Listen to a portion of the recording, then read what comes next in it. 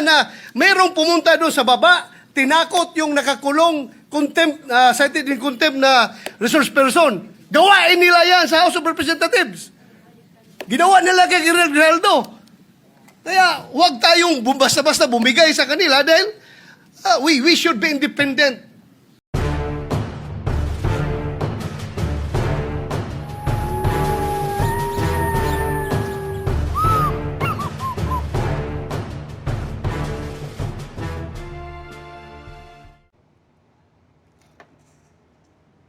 Yan, mga bayan. Panoorin natin itong video na to.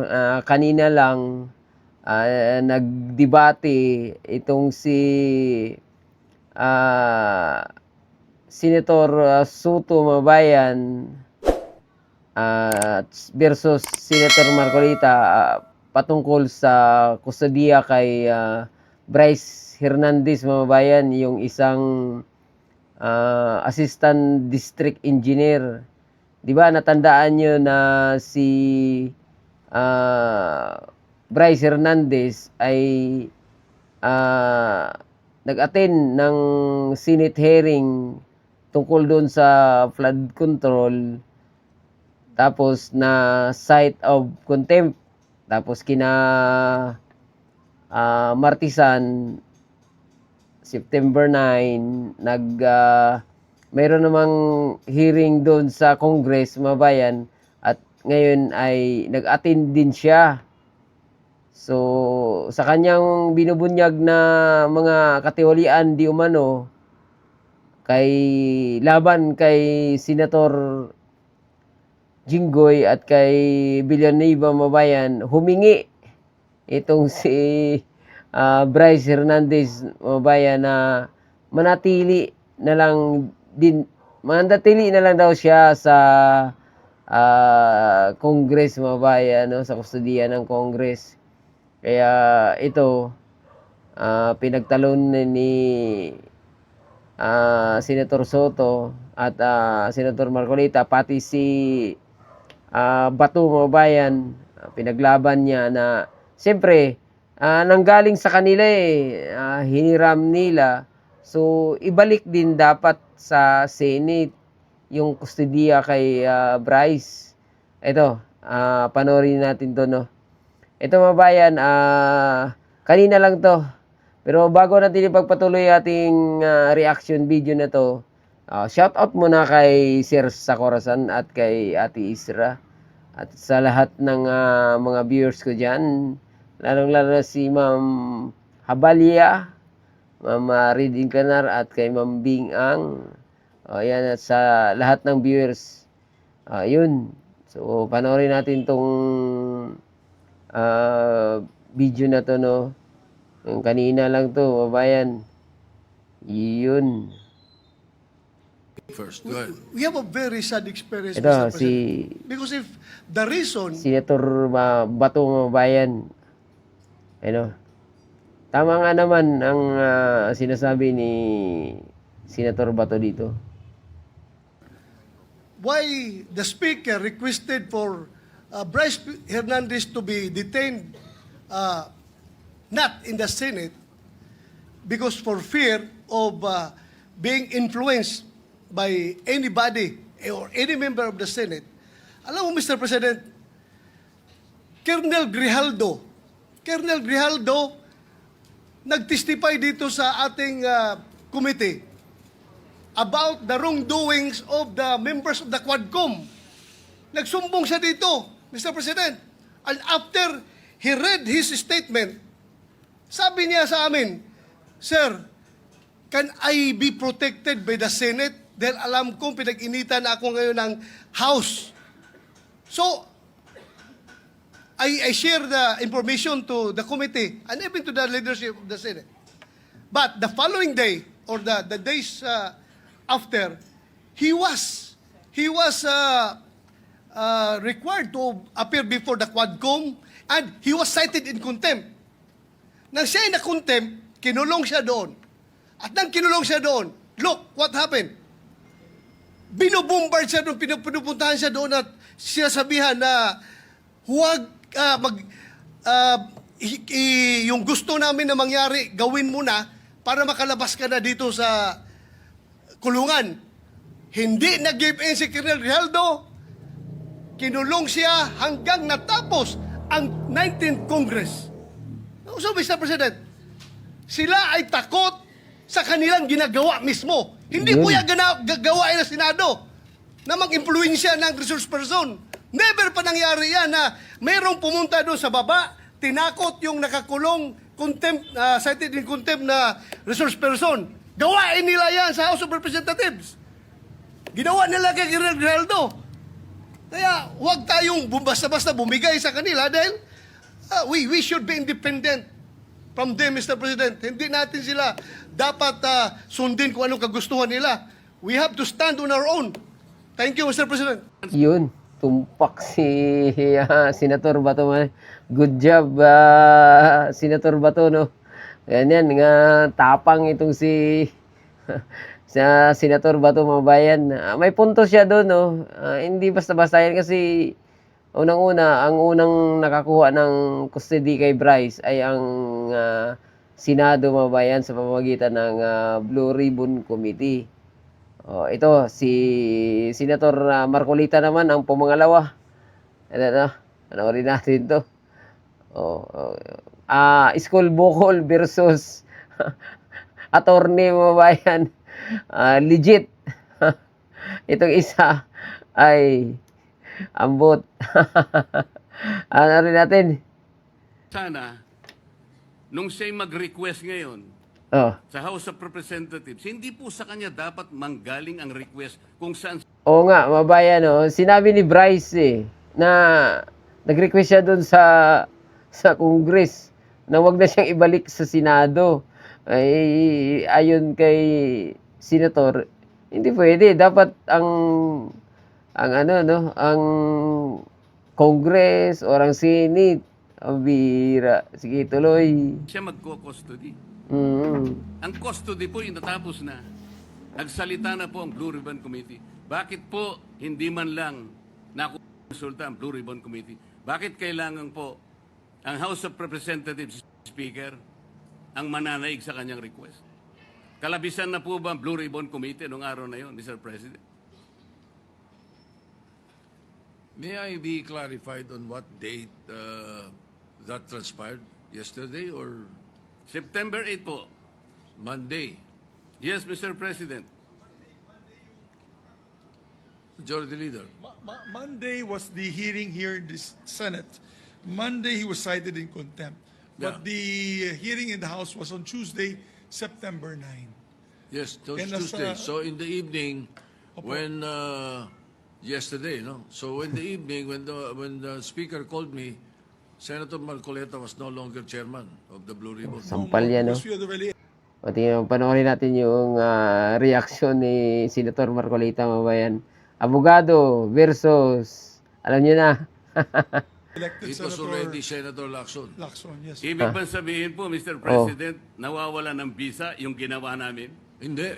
Ganun po pala. He's still in legal custody. Dapat po, Therefore, igagalang po kung ano yung aming iniwan. yes, you're, Doon tayo magsisimula. Ang iniwan ninyo, cite in contempt. Hindi And po. legal Nasa custody legal of the custody Senate. na po ng, He was ng still House. under the legal ng, custody of ng the Senate. Mr. President, may I ask for a minute suspension? Yun. Suspended. Oo nga naman, mga bayan, no? Ayan. Ang mahirap talaga tulad dito. Ang Senate President, si Ito Soto, hindi naman abogado. Itong majority floor leader naman, di rin abogado. Although, veterano na sila dyan sa Senado, mga bayan. Siguro may alam na rin sila. Pero hindi talaga katulad ng abogado, mga bayan, na yung kanilang salita ay mayroong batas na template, mga bayan. No? Hindi sila basta-basta na mga magbida-bida dyan sa mataas na kapulungan ng Senado, mga bayan. Although may mga advisor sila, pero mas mainam pa rin talaga yung abogado na isang Senate President, mga bayan. Katulad dito, isang senador na abogado tatanungin yung hindi abogado. Di ba? Alam niyo na. O ito, nagdiseksyonan nila sa dito, no? September 8 nga yung sulat. Yes, at September 9, hindi na ako yung chairman. Alam mo, Even assuming that he was still chairman, wala ka na violate eh. hindi ka. May nag-intervene yan eh. Ang sinasabi ko lang, halimbawa, kung hindi na ako, ikaw na kinonsulta ka ba? Yun ang gusto ko lang. Yun, Hindi may yung kortesiya. gusto ko lang ikaw ang kinonsulta. Ako, hindi kasi ako yung Ang contempt stance, hindi naman kasama yung may contempt. nag-intervene lang. Hindi na yung contempt ang pinag-usapan. Yung pag-gusto ko din dito kasi gusto natin dito siya. Ngayon, hinirap siya. Pumayag naman tayo. Pero ang kanyang kondisyon na binigay. Panoorin niyo yung reaksyon ni... Ito kausap ni Senator Marcolita sa kabila nito si Senator Lacson, mga bayan. Di lang yung reaksyon. Di na magdebate. Magmerienda na lang. Ano rin yun? Solely yung immediate. That was the Before delay. the intervening event, wala pa yung request nun. September 8 yung ano eh. September 8 ang sulat. Kaya nga, pero yung condition mo September 8. Kaya nga. Sabi, ibalik nyo dito in the Senate, hindi sa PNP. Pero kinonsulta nga, halimbawa, ikaw na nga nun bro. Kinonsulta. Ang gusto kasi ni Senator Marcolita, mga bayan, kumbaga, nasa kanila yung custody. So, bilang isang chairman ng Blue Ribbon Committee, si Lacson, dapat nagpaalam kay Lacson, mga bayan, no?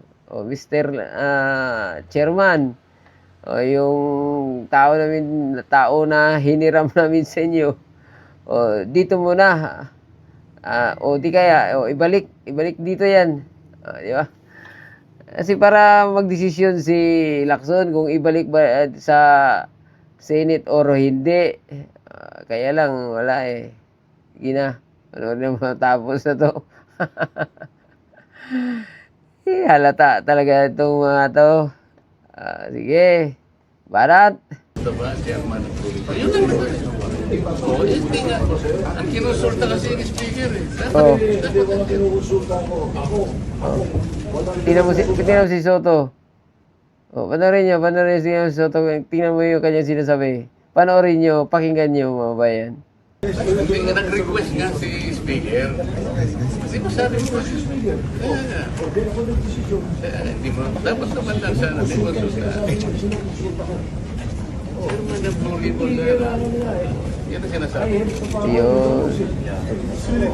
Naintindihan ko yun. Pero yung consultation is important because yung Senate custody nandito. At yun ang condition na binigay ninyo. But that was the condition that you gave. Senate. Condition, pero nung ibinabalik na Legal and physical. Yun naman ang tama eh. Hindi ba? Sabi ko hindi na kailangan ng motion dahil sa sulat mo, ibabalik natin immediately. Immediately.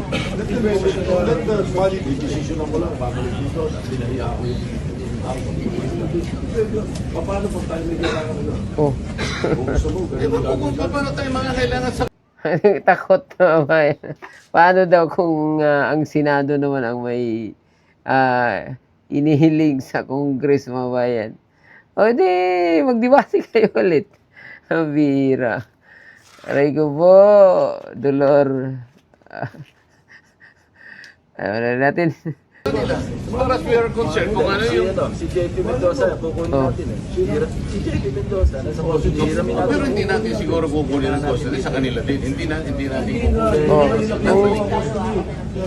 Takot kasi itong dalawa mabayan, baka gumatiin yung Congress. Eh kung hindi naman ang pinupunto kasi ni Senator Marcolita nito, ang kustodiya dapat kay Bryce, dapat sa Senado, sa Blue Ribbon Committee.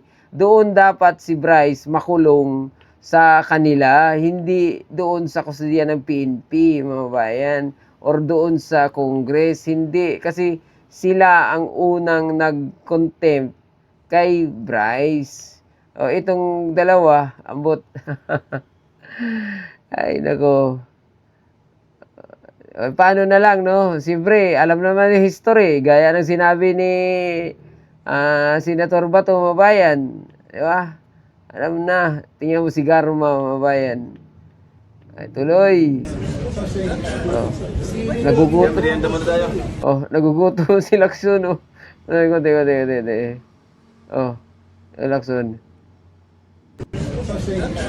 Oh, di mo na rin siya na. Merienda muna tayo. Oh. Nagugutom na. Mahirap. Ay, nako. Sige na. Ayan na. Oh. Si Jinggoy, magulo ka talaga. Oh, sinisi o singgoy. Aray ko po, dolor. Ayan, mga kababayan. O kayo na ang humusga kung ano ba, naging independent bang Senado or dumidepende, mabayan, kung sino-sino. O, di ba? O, kayo na ang humusga dyan. Mantakin mo nyo yan. O, nakakahiya yung mga ganun. Dapat, ang ano dyan is, sila dapat ang may custody kay Bryce Hernandez, mga bayan. Tingnan mo nga ngayon, no, ang sabi ni Senator Villanueva at kay Jinggoy, wala silang flood control project, mga bayan. Yun din ang sabi ni yung isang district engineer, Alcantara. Paano makaroon ng flood control project si Senator Villanueva, mga bayan, no? O yan ang sabi ni Alcantara. Ayun. So, hanggang dito na lang muna tayo, no? Sana nagustuhan nyo at huwag kalimutang i-like, i-share at parami pang makapanood sa ating mga video, mga bayan. At mag-subscribe. Adios, mga amigo. Salamat. Bye-bye.